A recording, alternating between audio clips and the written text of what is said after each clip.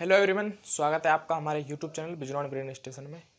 हम इलेक्ट्रिसिटी पढ़ रहे थे क्लास 10th में। काफ़ी इंपॉर्टेंट 2 लेक्चर मैं इसमें दे चुका हूँ, जिसमें हमने चार्ज के बारे में डिटेल में समझा था और उसके बाद हमने चार्ज की डेफिनेशन, उससे रिलेटेड कुछ इंपॉर्टेंट टर्म्स, ये सब हमने कंप्लीट कर लिया था। और इम्पोर्टेंट जो कॉन्सेप्ट इसमें बताने वाले हैं इस चैप्टर में पूरे आएंगे, जो टॉपिक्स, वो भी हमने फर्स्ट लेक्चर में कवर कर लिए थे। तो आज हम एक नया टॉपिक लेने वाले हैं, which is quantization of charge. Quantization of charge basically 10th class में तो है नहीं, लेकिन अगर आप ओलंपियाड या एनटीएससी की तैयारी कर रहे हैं तो उसमें ये क्वेश्चन और इससे रिलेटेड कंसेप्ट पूछे जा सकते हैं। ठीक है, तो आज हम क्वांटाइजेशन ऑफ चार्ज पे बात करेंगे। तो अगर आपको वीडियो अच्छी लगी हो तो लाइक ज़रूर करना इस वीडियो को, ठीक है ना। तो चलिए शुरू करते हैं क्वांटाइजेशन ऑफ चार्ज। बच्चों, इसका जो पूरा पोर्शन है ये क्वांटाइजेशन ऑफ चार्ज का 12th में, जब आप 12th में बड़ी क्लास में पहुंचेंगे तो आप वहाँ पे उसको डिटेल में समझेंगे। लेकिन आज हम थोड़ा कंसेप्ट पे बात कर लेते हैं, थोड़ा सा क्वांटाइजेशन ऑफ चार्ज की। बच्चों, क्वांटाइजेशन ऑफ चार्ज एक ऐसा चार्ज है, कोई चार्ज क्वांटिटी नहीं है। इसमें क्या होता है कि जो चार्ज हमारा है, मान लो हमारे पास इलेक्ट्रॉन है 1 इलेक्ट्रॉन, है ना। जैसे एक इलेक्ट्रॉन की वैल्यू हम जानते हैं, एक इलेक्ट्रॉन पे हम कितना चार्ज मानते हैं, 1.6 इंटू 10⁻⁻19 कूलाम। एक इलेक्ट्रॉन पे हम इतना चार्ज हमें है, फाइंड आउट हमने किया है कि इतना चार्ज एक इलेक्ट्रॉन पे होता है। तो 2 इलेक्ट्रॉन पे हम कितना चार्ज रख सकते हैं? 2 इलेक्ट्रॉन पे हम लिखेंगे -3.2 इंटू 10⁻⁻19 कूलम चार्ज। 2 इलेक्ट्रॉन पे ये इतने चार्ज होंगे। 3 इलेक्ट्रॉन पे कितना चार्ज हो गया? 4.8 इंटू 10⁻⁻19 ऑफ कूलम। फिर अगर हम देखें 4 इलेक्ट्रॉन पे कितना चार्ज हो गया, तो ये 6.4 इंटू 10⁻⁻19 कूलम चार्ज। इस तरीके से हमारे पास चार्ज हमारे पास मिलते हैं कि कितने भी, अगर हमें यहाँ पे चाहिए कितने भी नंबर ऑफ इलेक्ट्रॉन का हमें चार्ज फाइंड आउट करना, तो इस तरीके से होता है। तो यहाँ पे हो क्या रहा है? यहाँ पे हो ये रहा है बच्चों कि ये इलेक्ट्रॉन तो हमारे पास 1 इलेक्ट्रॉन एज इट इज है। 1 इलेक्ट्रॉन तो हमारे पास 1 इलेक्ट्रॉन तो हमारे पास एज इट इज है, लेकिन इसके साथ मल्टीप्लाई क्या हो रहा है? नंबर्स मल्टीप्लाई हो रहे हैं, n नंबर्स मल्टीप्लाई हो रहे हैं, है ना। तो ये क्या हुआ? ये जो टर्म बनी, ये पूरी क्या बनी? टोटल चार्ज की टर्म बनी कि भाई कितने नंबर ऑफ इलेक्ट्रॉन पे हमें कितना चार्ज मिल रहा है, ये हमें फाइंड आउट करने से पता लग जाएगा इससे। मतलब अगर हमारे पास n नंबर ऑफ इलेक्ट्रॉन है, n for number of electron, और 1e तो आप जानते हैं charge on electron, charge on electron. तो इस सिचुएशन को बताने का रीज़न क्या था? इसका बताने का मेन रीज़न ये था कि भाई जो नंबर ऑफ चार्ज है ना, वो किसी के भी इंटीग्रल मल्टीपल में हमें फाइंड आउट होते हैं, इंटीग्रल मल्टीपल में फाइंड आउट हो सकते हैं। यहाँ पे लिखा भी है, any charge particle can have a charge equal to and some integral multiple of electrons. यहाँ चार्ज, सॉरी, है ना, इलेक्ट्रॉन पे जो चार्ज है, क्योंकि हम बेसिकली इलेक्ट्रॉन ही फ्लो कराते हैं ना, वो कंसेप्ट पे हम बात कर चुके हैं, तो हम यहाँ पे इलेक्ट्रॉन ही ले रहे हैं चार्ज, ठीक है ना। तो इंटीग्रल मल्टीपल में होने का मतलब that means Q equal to N E. Q is the whole charge, Q means whole charge.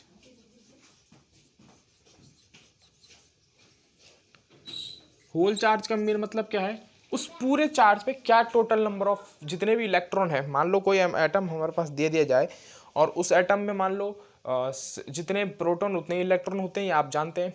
कोई भी एटम हमने ले लिया, तो जो उसमें इलेक्ट्रॉनों की संख्या होगी और जितने प्रोटॉनों के बराबर होंगे, तो उनमें जो चार्ज होगा, उसे टोटल चार्ज को फाइंड करने के लिए हमें क्या करना पड़ेगा? नंबर ऑफ इलेक्ट्रॉन हमें पता होने चाहिए कितने हैं उसमें, ठीक है ना। तो उतने ही नंबर ऑफ इलेक्ट्रॉन को इलेक्ट्रॉन के चार्ज से अगर हम मल्टीप्लाई कर दें तो हमारे पास होल चार्ज निकल के आ जाएगा, विच इज कैपिटल Q। तो ये कैपिटल Q हमारा किसके बराबर हो जाता है?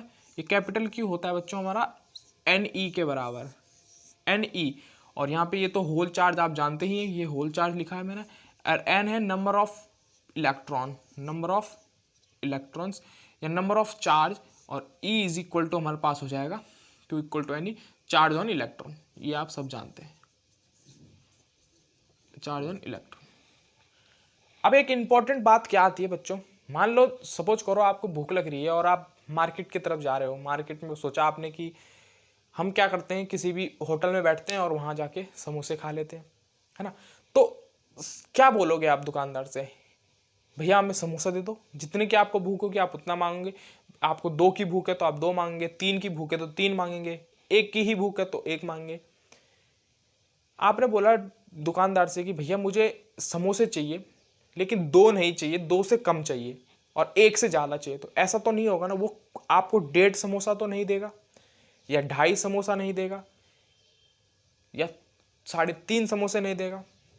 वो एक फिक्स अमाउंट में समोसे देगा, या तो 1 लो या फिर 2 लो, 2 लो या फिर 1 लो, 4 लो या 10 लो, 4.5 नहीं दे सकता। देखो हम चाहते हैं कि भाई जो 4.8 आया या 6.4 आया, ये वैल्यू हम 7 चाहते हैं, कभी आ पाएगी ये 7।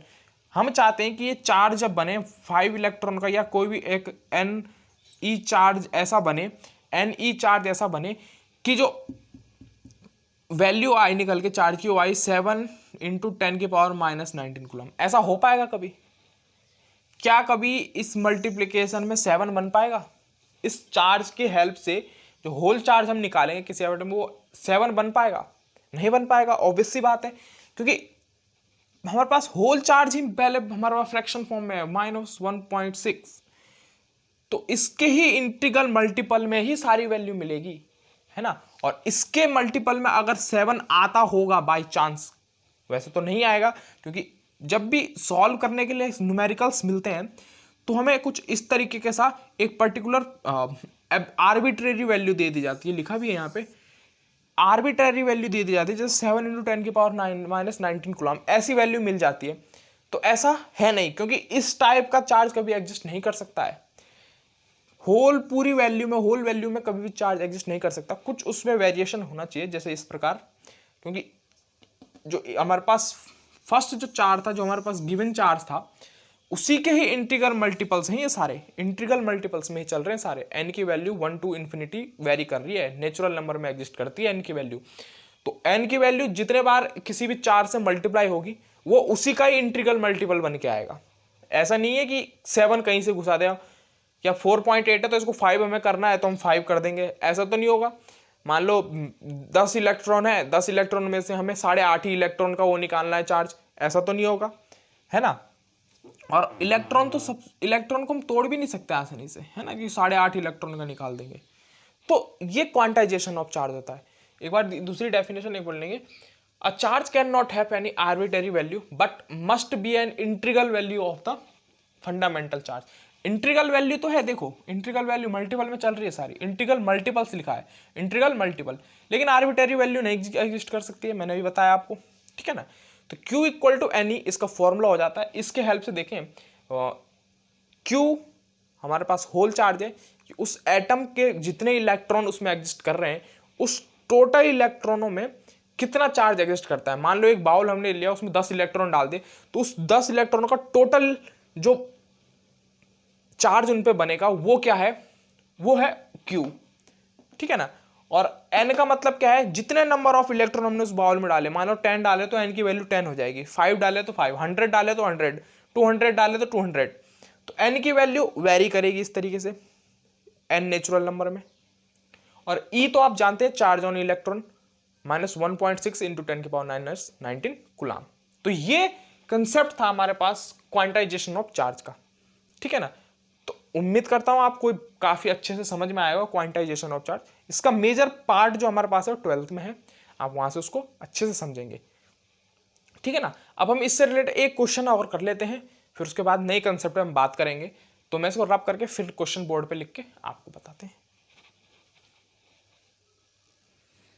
चलिए, मैंने एक क्वेश्चन बोर्ड पे लिख दिया है, डेफिनेशन एज इट इज रहने दी है, जिससे आपको समझ में आए। Q = NE यहाँ पे हमारे पास इसका फॉर्मूला है, ठीक है ना।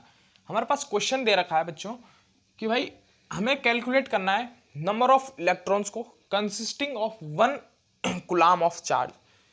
इन्होंने कहा कि हमें नंबर ऑफ इलेक्ट्रॉन बताओ जब क्या हो, चार्ज 1 कूलम हो, उस टाइम इलेक्ट्रॉन क्या हो, इलेक्ट्रॉन की संख्या क्या हो।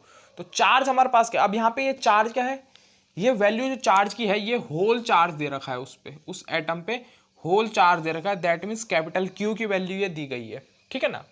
और हमें फाइंड आउट करना है number of electrons number of electrons हमें फाइंड आउट करने हैं। तो नंबर ऑफ इलेक्ट्रॉन्स तो हमें फाइंड आउट करने हैं, चार्ज हमें क्यू गिवन है। ठीक, तो एग्जाम में क्या करना है, सबसे पहले गिवन आपको जरूर लिखना है, ठीक है ना, और अटेम्प्ट सारे क्वेश्चन करने हैं आपको। तो गिवन हमारे पास कैपिटल क्यू हमारे पास दे रखा है 1 कूलम ऑफ चार्ज, बस, और तो हमें कुछ नहीं करना है। इलेक्ट्रॉन हमें फाइंड करने हैं कि नंबर ऑफ इलेक्ट्रॉन कितने होंगे, ठीक है ना, नंबर ऑफ इलेक्ट्रॉन कितने होंगे। और चार्ज ऑन इलेक्ट्रॉन आप जानते हैं, चार्ज ऑन इलेक्ट्रॉन आप सब जानते हैं, चार्ज ऑन इलेक्ट्रॉन वो क्या होता है, -1.6 इंटू 10⁻⁻19 कूलम। अच्छा, अगर एमसीक्यू टाइप कुछ क्वेश्चन अगर आए आपके पास और वहां पे सॉल्व करने के लिए यही क्वेश्चन आ जाए, लेकिन वैल्यू अगर माइनस में आ रही है, तो दैट मीन्स आप क्या समझेंगे, उन्होंने पूरी वैल्यू ली गई है यहाँ पे, -1.6 इंटू 10⁻⁻19 कूलम चार्ज पूरा लिया गया है, ठीक है ना। ये जरूर ध्यान रखना है, क्योंकि ये चार्ज हमेशा निगेटिव चार्ज, इलेक्ट्रॉन हमेशा निगेटिव चार्ज में एग्जिस्ट करता है और प्रोटॉन हमेशा पॉजिटिव चार्ज में। तो अगर कहीं पे वहां पे ऑप्शन में 2 ऑप्शन दे रखे हैं कि एक तो पॉजिटिव वैल्यू जिसका रिजल्ट आएगा पॉजिटिव में दे रखा और एक निगेटिव में दे रखा, तो निगेटिव वाला टिक कीजिए आप, क्योंकि निगेटिव में ही चार्ज हमेशा एग्जिस्ट करता है वाला, ठीक है ना, इलेक्ट्रॉन। बेसिकली हम यहाँ पे पॉजिटिव ही लेंगे इसको भी।